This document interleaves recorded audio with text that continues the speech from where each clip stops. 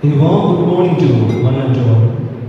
Respected chief guest of the day, Padma Shri, Dr. Jose Chavo Piripuram, Brother Vino, Reverend Father Rector, Reverend Fathers, Deacons, and all my dear loving brothers. A very blessed and happy Dukrana to one and all. Today, on July 3rd, we celebrate the feast of St. Thomas the Apostle, a day known among Kerala Christians as Dukrana, the commemoration.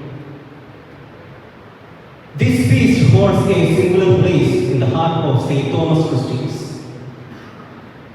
This feast is not only the remembrance of historical events, but it is the faith that tested up in fire, of courageous that did not yield to faith,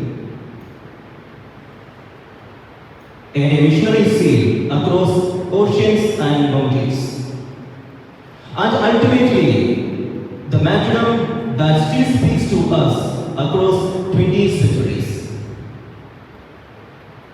According to the ancient and venerable tradition of the church, St. Thomas arrived on Malabar coast on 52 AD. He preached gospel to Brahmins, merchants, peasants, and kings. He established Christian community. A 7.5 churches was found as an origin of the memory of the church. He did not come with political or military might, but he gave what his master taught: the love, humility, and foolishness of the cross. What strikes us St. Thomas is this: he respected the culture into which he entered. He did not destroy what he was found, but he transformed within it. The inculturation that the theologians discuss earnestly today was practiced instinctively by the apostle who knelt before risen Christ. The mission of St. Thomas is seen as the foundational heritage of this day, in theology, in liturgy, and the life of Nasrani Christians. We speak too hastily of doubting of Thomas, but the gospel clearly reveals far more profound. Long before the episode of the wounds of risen Christ, it was Thomas. When Jesus resolved to return dangerous region near Jerusalem, it was Thomas said to disciples, "Let us also go, and that we may die with him." Pope Benedict XVI highlighted the side of Thomas in a radical generosity. He was not weak in his love, but he accompanied Christ unto his death. He was not a coward, but he was passionate of searching of truth. And precisely the faith that did not doubt in indifference, but the agony of wanting truth. And there comes a great moment. When you read in the Gospel of St. John chapter 20, when the risen Christ arrived, Jesus invites Thomas. "Thomas, put your finger here. See my hands. Reach out your hands and put it to my side. Stop doubting, believe me." Thomas's confession is seen as a sublime in the gospel. He proclaimed, "My Lord and my God, Martyrdom." The church sees this Christ as not an emotional outburst, but an adoration, a supreme adoration. It was the first explicit experience of confession of the divinity of Christ by an apostle. Gregory the Great observed Thomas and said, "He was not weak in the love." Gregory adds that he was not a man of spoken confession, but he is a man of lived confession. The true faith that comes from good works. Dear brothers, this feast speaks to us an extraordinary power to this moment, live what I would say Thomas' age. An age of questions, an age of skepticism, an age of fragmentation, an age of loneliness.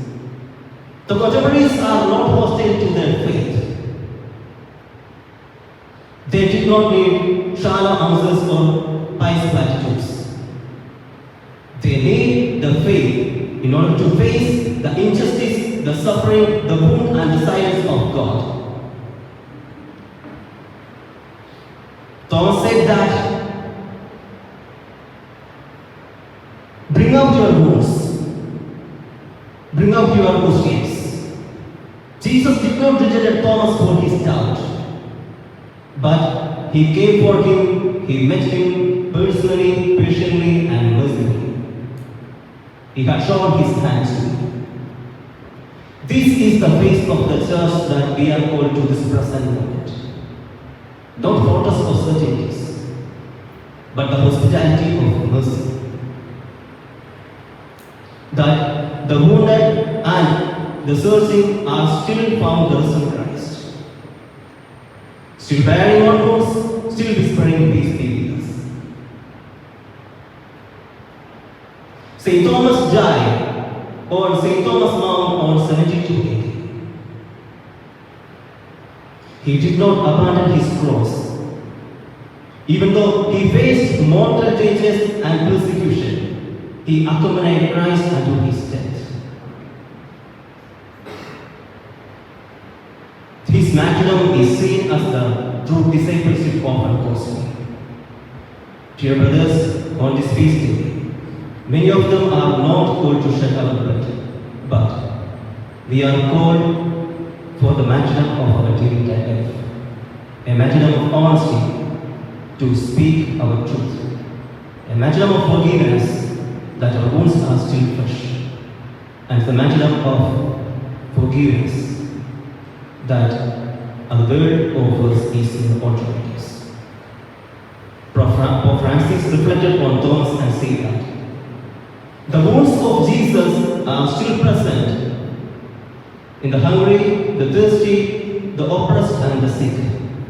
Thomas wanted to enter the wounds of Jesus Christ, so we too are called to enter the same wounds of Jesus Christ. On this feast day, let us ask and pray to God for three graces. First of all, a grace of honesty, to ask our questions and doubt to Jesus Christ and to bear as what Thomas did. Second, let us ask for the grace of witness, that our faith should not keep in the interior walls, but it should go out. It must reach out the ends of the world. Third, let us ask for the grace of adoration, that we should have deep faith in Jesus Christ and proclaim, my Lord and my Lord. Dear brothers, the church is not a museum piece, but it is a living flame lit by the apostle, who dared to cross the mountains and seas and proclaim the words of Jesus. So let the same fire burn in us. So once again, a happy feast to one and all. May St. Thomas intercede for us. Thank you, have a nice day.